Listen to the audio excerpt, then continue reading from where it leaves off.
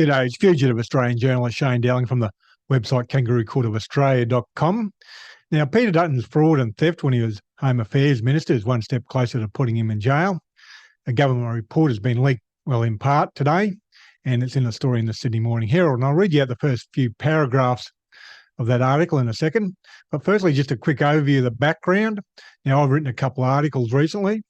I published an article in August titled Prime Minister Anthony Albanese busted protecting Peter Dutton with a fake corruption inquiry. And that relates to Peter Dutton's corruption when he was Home Affairs Minister. And I wrote an article back in July 2023 titled Peter Dutton's Corruption Allegations that will almost certainly end his political career. And in the first paragraph of that article, I said, the biggest issue for Peter Dutton is how he justifies organisations that were $2 shelf companies with no assets, such as Paladin and Canstruct, won billions of dollars in contracts with the Home Affairs Department on Peter Dutton's watch. Now, there were other companies winning contracts as well, other dodgy companies, and that's part of the inquiry that Anthony Albanese set up. I believe it's the inquiry is just going to sweep it under the carpet. But let's read out the first 4 paragraphs of the Sydney Morning Herald report from today. And the article is titled Misuse Millions. Top Spy Secret Report Slams Home Affairs.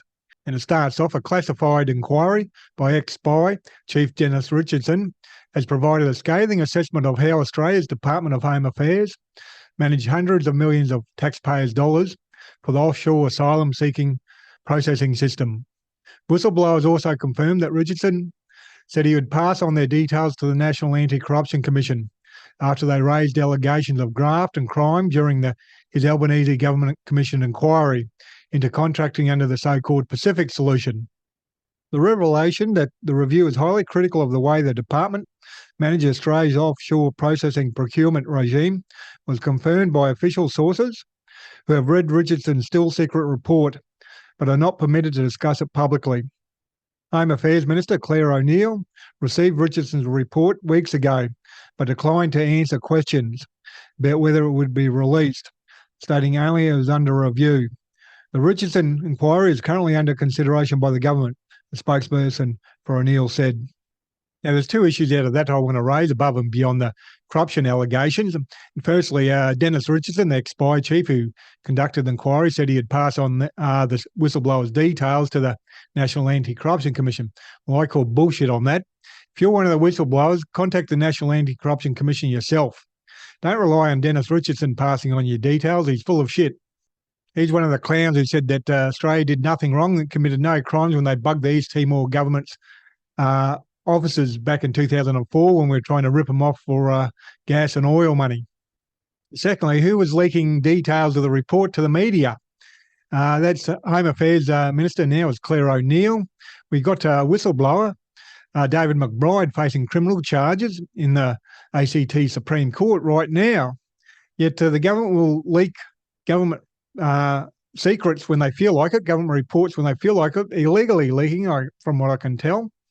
It's meant to be a secret report at the moment, but someone's there blowing the whistle or leaking it to the media. Now, I guarantee you the government, whether it be Anthony Albanese or Clare O'Neil, they've authorised the leaking of that report. How about the AFP go and bust Clare O'Neil, put her in handcuffs, march her down to the AFP head offices and interrogate her about leaking reports? Because the federal government are happy to bust David McBride and put him in jail for leaking information in relation to war crimes that have been confirmed. Now, at the end of the day, I don't have a problem with leaking that report. I'm just pointing out the hypocrisy of the government. They'll leak a report when that suits their political agenda, but they don't want whistleblowers leaking stuff. Now, whether the National Anti-Corruption Commission do anything or not, that's another story. But if they do something, well, that should be the end of Peter Dutton's political career, because he was the one who was overseeing all the fraud and theft and dodgy companies, dodgy contracts, billions of dollars for the offshore processing. And it was in the media. Everyone knew about it, except for Peter Dutton, apparently, when he was minister. Kangaroo Court of Australia's independent media. I publish a website and a YouTube channel, and I'm 100% crowdfunded from viewers like yourself, so please support my Patreon account. I currently have 331 patrons donating $2,263 a month, and I need to almost double that to become financially viable, so please support that. You can donate any amount, $3, $5, $10, $15, $20, $30, $40, $50 a month. whatever suits your budget. And the link to the Patreon account will be below this video on YouTube and also on my website. And please share this video on social media. Other than that, thank you for your time and have a good day.